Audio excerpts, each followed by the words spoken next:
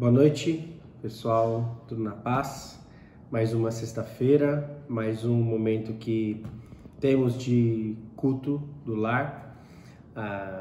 E como temos feito, a ideia é a gente pegar a mensagem do domingo e tentar trazer um pouquinho mais para perto de nós, um pouquinho mais para a nossa vida, um pouquinho mais para os nossos relacionamentos. E a mensagem que o pastor Edgar deixou no domingo para nós foi cuidados que a igreja deve ter nos últimos dias. Quais cuidados devemos ter nesses últimos dias, certo? E eu também vou colocar no grupo o roteiro aí do culto no lar, para você poder acompanhar os textos e tudo mais, as perguntas também certinho, ok? Só o quebra-gelo, a gente falaria, se você soubesse que o mundo acabará amanhã, o que você faria? Cara, acho que já pelo desespero ali, o pessoal, a gente vê o mundo desesperado, né, com isso. Nossa, se o mundo fosse acabar amanhã, o que eu faria, né? Seria só uma pergunta para quebra-gelo, mas é bem interessante. Mas vamos entrar na parte da edificação em si, que é sobre o texto base, são dois textos de Mateus, amém? Tá lá o texto de Mateus 24 primeiro. Mateus 24, versículo 1 a 5. Aqui. Jesus saiu do templo e, enquanto caminhava, seus discípulos aproximaram-se dele para lhe mostrar as construções do templo. Vocês estão vendo tudo isso? Perguntou ele. Eu lhes garanto que não ficará aqui pedra sobre pedra, serão todas derrubadas. Tendo Jesus se assentado no Monte das Oliveiras, os discípulos dirigiram-se a ele em particular e disseram, aí só os discípulos em particular, dize-nos, quando acontecerá essas coisas? E qual será o sinal da tua vinda e do fim dos tempos? E o primeiro sinal que Jesus fala, a primeira questão que Jesus levanta, e a gente já viu também, o pastor Edgar falou no domingo retrasado sobre todos esses sinais e tudo mais.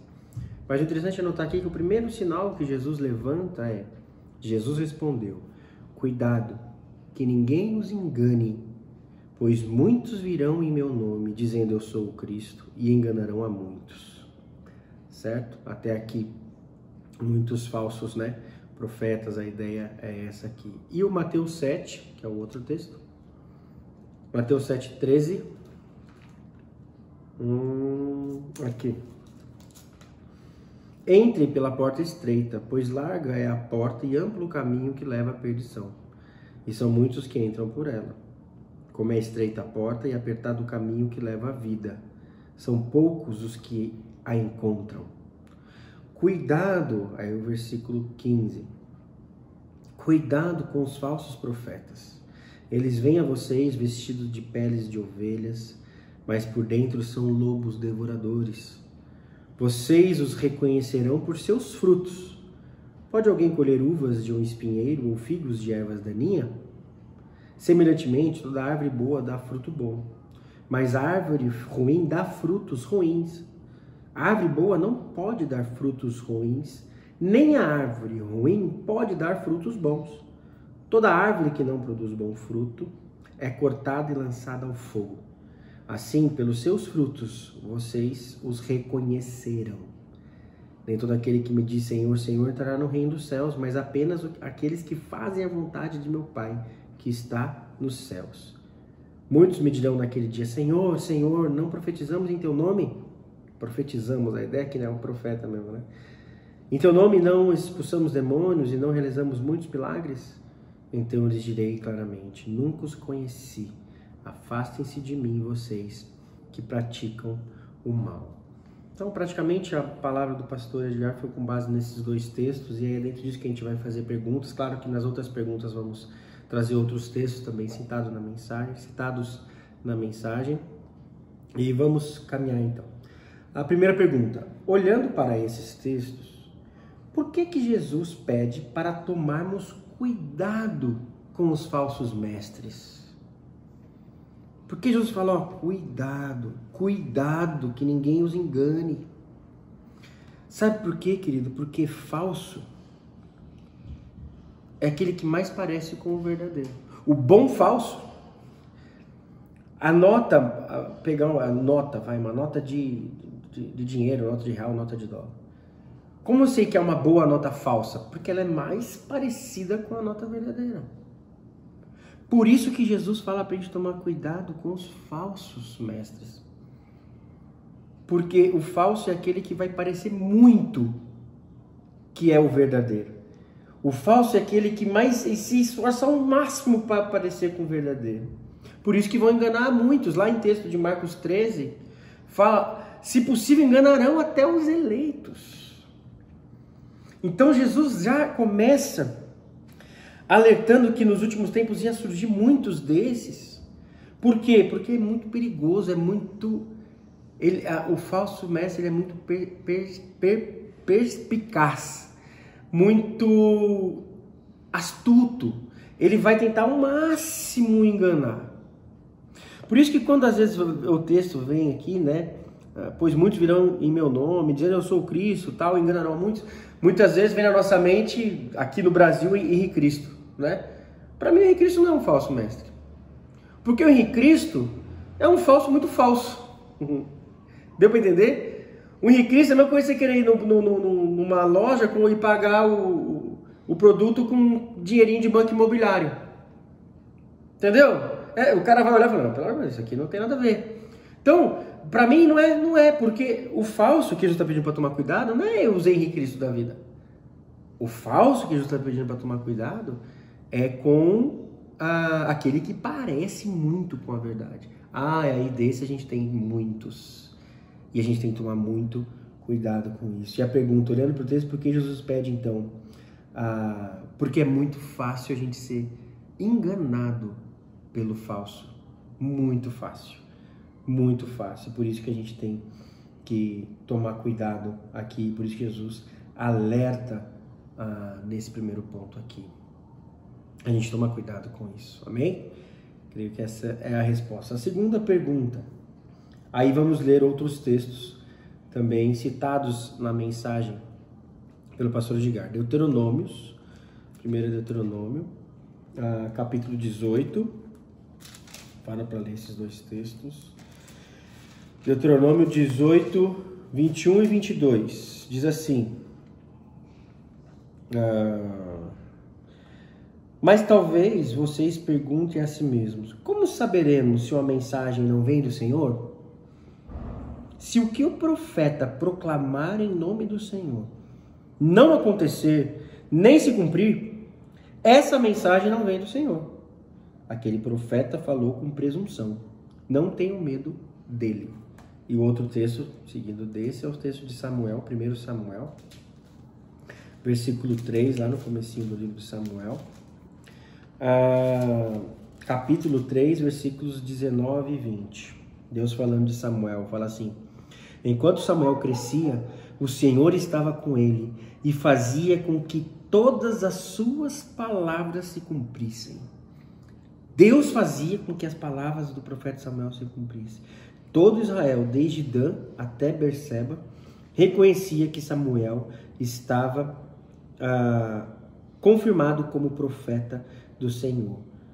O Senhor continuou a apresentar esse Siló e tudo mais, mas quem confirmava, e tudo era confirmado, porque tudo que Samuel, como profeta, profetizou, profeta de Deus, se cumpre. E a pergunta é, até dentro do primeiro ponto da mensagem do pastor Edgar, segundo esses textos, qual é um dos sinais que revelam se um profeta é de Deus ou não?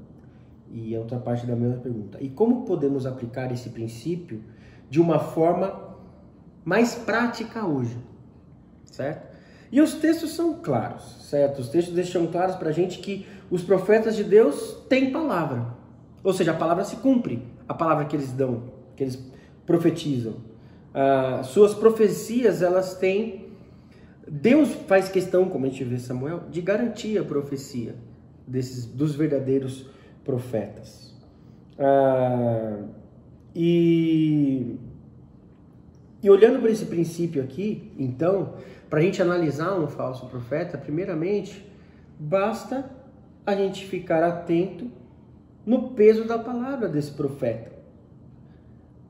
se isso vai se cumprir ou não, certo? É muito simples, o texto é muito claro aqui nisso. Só que hoje, eu coloquei aqui, né? Hoje em dia a gente não são tantos que se dizem profetas, ou aquela caricatura de profeta do dedo, né, em rispe, eis que te digo, que tal. Esse se fala e não cumpre é fácil a gente identificar. Mas e aquele que não tem essa postura de profeta que a gente está acostumado? Como que a gente pode aplicar isso para esses? Que às vezes não vem assim com aquela toda postura e toda banca de profeta. O princípio é o mesmo, basta você olhar a palavra dele. Basta você olhar se é um homem de palavra, se Deus faz questão de confirmar a palavra dele. Se é um homem que tem palavra. É isso que a gente tem que analisar. A gente tem que analisar a palavra desses que se dizem homens de Deus. Analisar se condiz, né? Se a palavra dele condiz com alguma coisa. E é a segunda parte da pergunta: como podemos aplicar esse princípio hoje? O princípio é o mesmo, basta analisarmos se o homem de Deus tem palavra, ou seja, se podemos confirmar na palavra dele ou não, confiar na palavra desse homem ou não. Porque hoje, como eu falei, talvez não vai ter essa característica de profeta. Mas mesmo assim não deixa de ser um falso profeta. Basta a gente olhar o peso da palavra desse homem. Basta a gente olhar se tem valor ou não a palavra que ele diz. Se é confiável ou não. A gente tem que olhar na palavra das pessoas. Se a pessoa tem realmente palavra. Se ela realmente... o que ela diz, ela faz, ela cumpre. Né? Que nem antigamente falava... Não se tinha contrato, não tinha papel. Pegava, o cara falava lá, deixava o fio do bigode, colocava lá, tá feito. Olhando dessa forma, a gente também pode analisar se alguém que está falando, que está pregando, tem palavra ou não. Porque Deus faz questão de confirmar a nossa palavra. Amém? Então, trazendo uma forma mais prática da gente aplicar essa questão, não só pensando, e aqui é legal, né? Não só pensando quando eu recebo uma profecia. Que veio que ele tem um dom de profecia, profetizou para mim, então vou ver se cumprir, veio de Deus. Não pensando, vamos um pouco mais fundo. Quem você está ouvindo, para quem você tem dado ouvido, será que são homens de palavra? Será que são homens que Deus faz questão de cumprir a palavra deles? Que Deus fala, não, esse tem palavra. Em Hebreus tem um texto muito legal lá em Hebreus 11, fala, desses que Deus tinha orgulho de ser chamado Deus deles. Deus tinha orgulho de se chamar Deus deles. A gente pode trazer um pouquinho disso também para essa questão.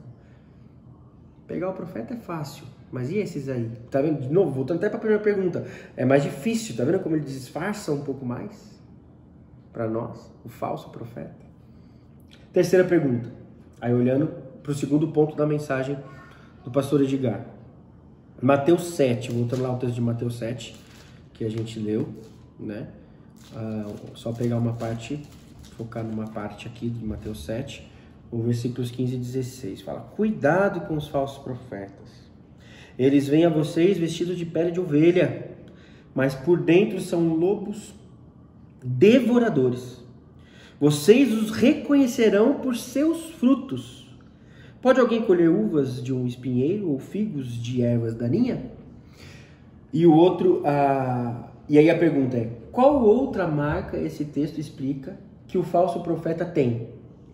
Continuando, e como podemos, de novo, né, olhar para nós dentro dessa verdade?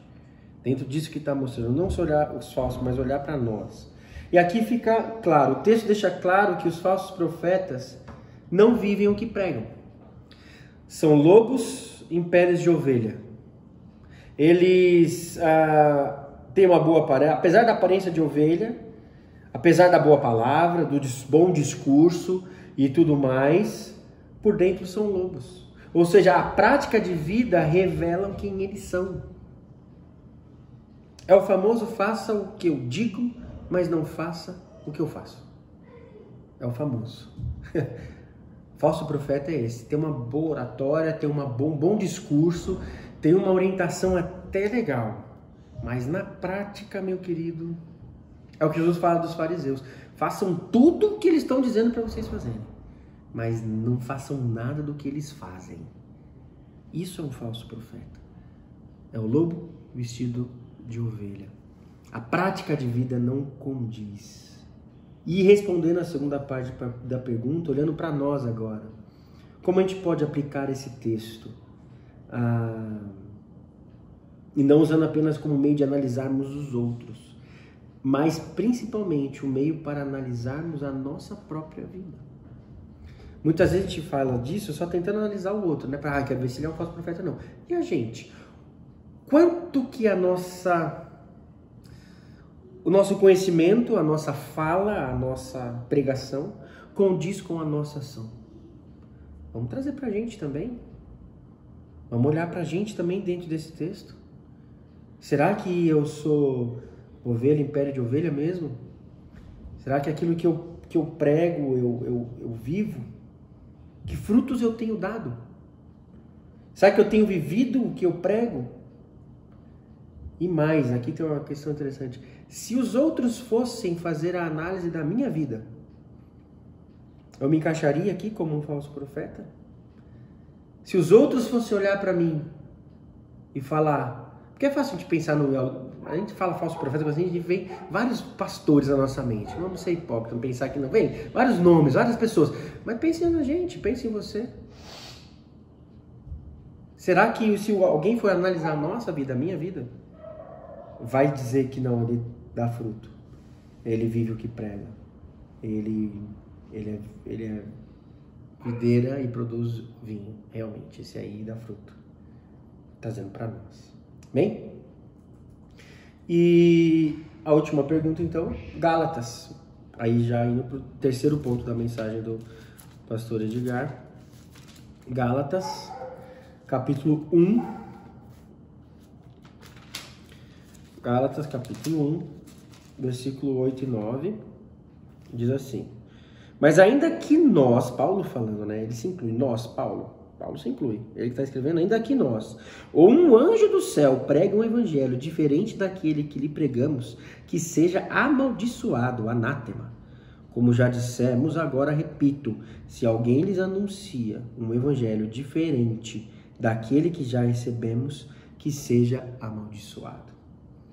E o texto muito conhecido de Atos 17, que vai falar dos bereanos, fala assim: os bereanos, Atos 17, 11. Os bereanos eram mais nobres do que os tessalonicenses, pois receberam a mensagem com grande interesse, mensagem até do próprio Paulo, examinando todos os dias as Escrituras para ver se tudo era assim mesmo. E a pergunta é: qual é a outra característica que esse texto revela sobre o falso profeta e como aplicar de novo esse princípio em nossas vidas? Os falsos profetas, dentro desse texto, não estão preocupados em pregar a palavra de Deus. Esse é o ponto. Quer saber se o cara é um falso profeta? Ele não está preocupado nem aí em pregar a palavra de Deus, mas sim pregar suas próprias doutrinas e entendimentos, suas próprias ideologias, seus próprios conceitos. Quantos que a gente não vê hoje por aí? Deixando a ideologia, muitas vezes ideologia política. Ele faz uma leitura da Bíblia com óculos da ideologia política dele, assim. Não é verdade? Ou, olhando, até trazendo mais para nós, lê a Bíblia com óculos da teologia sistemática dele. Do calvinismo, do arminianismo, e vai tomar cuidado com isso. A gente tem que pregar a palavra. O falso profeta é aquele que prega muito mais suas ideias e defende muito mais algo que é dele do que da palavra de Deus. De novo, tá vendo como se abre um leque muito maior para falsos profetas? Tá vendo como Henrique Cristo fica completamente fora até desse contexto? Quantos que não estão até se enganando a si mesmos, tentando pregar a palavra, mas enganando a si mesmos. O falso profeta é aquele que não está nem aí com a verdade do evangelho, mas com as suas próprias palavras. E é interessante que o texto de Timóteo 4, 2 Timóteo 4, se não me engano, 1 Timóteo 4, A gente lê que nos fins dos tempos as pessoas procurarão mestres para si mesmas. Ou seja, as pessoas vão procurar mais ouvir o que elas querem ouvir de pessoas que têm a mesma ideia delas, as pessoas que têm os mesmos conceitos delas. As pessoas vão procurar mestres para si mesmos do que a palavra de Deus. E se as pessoas estão procurando esses mestres é porque eles existem. Correto? Vão sentir, a palavra fala, vão sentir coceiras no ouvido para essa doutrina e vão procurar mestres para si mesmos. Isso é uma característica do falso profeta. Vão procurar pessoas, mestres que falam mais para agradar os seus corações do que para revelar a verdade do Evangelho, que muitas vezes nos confronta e revela que a gente é pecador e tudo mais. Esses mestres são falsos profetas. E as pessoas que procuram têm que tomar cuidado. Tem que tomar cuidado. Quando a gente prega o verdadeiro Evangelho, a gente sente o impacto, a gente se quebranta, a gente se arrepende. A gente não sai contente, não sai cheio, agora cheio de si, ou cheio agora acrementou o meu conhecimento, acrementou a minha ideia, entendeu? Então eu acho que a gente tem que tomar muito cuidado com isso. Quando a gente procura mais os mestres para confirmar as nossas ideias, para acrescentar a minha ideia, do que para acrescentar a palavra de Deus na minha vida. E aplicando esse princípio para nós hoje, que é a segunda parte da pergunta, né? Como aplicamos esse princípio em nossas vidas? Aplicamos esse princípio quando a gente prefere ouvir e analisar mensagens que confrontam mais do que as mensagens que nos afagam. Deu para entender? Como eu consigo aplicar esse princípio? Quando eu procuro mensagens que me confrontam, porque a Bíblia é confrontadora, a Bíblia é espelho, né? Mostra para nós nossos defeitos. Quando eu procuro mais mensagens assim do que mensagens que me afagam, mensagens que falam que eu sou o cara, mensagens que falam que eu... Gente, eu tava vendo hoje, é até meio antigo, não vou nem citar o nome porque é bem conhecido, mas um pastor jovem aí, muito coaching, ele fala o seguinte, olha o absurdo que o cara fala. Ele fala assim, o centro de tudo é Jesus. Aí ele fala assim, e o centro de Jesus é você. Olha que absurdo. Tentando colocar o cara lá em cima. Ele fala, sabe o quanto que você vale? Você vale o sangue de Jesus. Falando que Jesus morreu porque eu sou um preço muito alto. E para me comprar com esse preço muito alto, a única coisa que valia para me comprar é o sangue de Jesus. Gente, que isso é um absurdo. É bonito, é legal a gente ouvir, porque nossa, eu tenho valor, eu sou um preço alto para Jesus. Mas isso é uma heresia pura. Sabe por quê, querido? Se Jesus morreu para pagar o seu preço, cadê a graça? Então não foi de graça, ele morreu para te pagar, porque você é caro. Não tem graça, você acaba com a teologia da graça. Você acaba com a teologia da graça, que é fundamental. Que é o que Deus fala para Paulo. Paulo, a minha graça é o suficiente para você. Falsos mestres. Então, hoje, quanto a gente vê igrejas lotadas e pastores fazendo coaching dos púlpitos e não pregando a palavra de Deus. E não pregando a verdade de Deus. Falsos mestres são esses. Quem você tem ouvido? A quem você tem dado ouvido? Quais mensagens têm entrado no seu coração? Será que é essa do Evangelho de arrependa-se? Reconheça que você é pecador, reconheça que você não é digno, não existe nenhum digno, só Ele é digno. Será que é essa mensagem que você está deixando entrar? Ou essa que não, você tem valor para Jesus. Jesus teve que morrer para te comprar. Cuidado com esses falsos mestres. Por isso, uma forma prática de a gente aplicar isso daqui é a gente analisar se a gente está ouvindo mais mensagens que nos confrontam do que mais mensagens que nos afagam, que afagam o nosso ego. Amém? Creio que é isso. Essas são as perguntas. Depois você pode fazer aí na sua casa, com a sua família e tudo mais. E vamos orar para nos aproximar mais de Deus. E assim tomarmos cuidado com os falsos mestres, com os falsos profetas. e procurarmos viver diferente deles. A ideia não é só a gente tomar cuidado com o falso profeta, mas a ideia é a gente aplicar pra gente o quanto desses características que foram citadas desses falsos profetas, que a palavra não tem palavra, que não tem fruto, não vive o que fala. Quais desses... E não procura viver a palavra de Deus, mas pregar outras coisas. Quais dessas coisas muitas vezes acontecem na nossa vida? Porque é fácil a gente pegar esses textos e tentar apontar o outro. Não, traz pra gente, vamos trazer pra gente. E vamos tentar viver diferente. Amém? Quero orar com você. Amém? Pai, eu peço agora nesse tempo que o Senhor esteja falando ao coração de cada um de nós com essa mensagem, que a gente possa analisar a nossa vida, que a gente possa procurar ouvir mensagens que venham do Senhor, mensagens reais, mensagens verdadeiras, procurar mestres que são servos teus, para ser alimentados pela tua palavra e não por homem nenhum, Deus. E nos ajude a viver isso também, a ter palavra, a procurar na tua palavra, a viver o que nós pregamos, porque o mundo está precisando disso, Deus. Hoje mais do que nunca, o mundo está precisando que aqueles que são luz, aqueles que são sal da terra se manifestem, se mostrem, porque o mundo está perdido, o mundo está em trevas, o mundo está terrível, o mundo está podre, precisando do sal para parar essa podridão de acontecer. Por isso nos ajude, Pai, para a tua honra e para a tua glória, em nome de Jesus. Amém. Amém?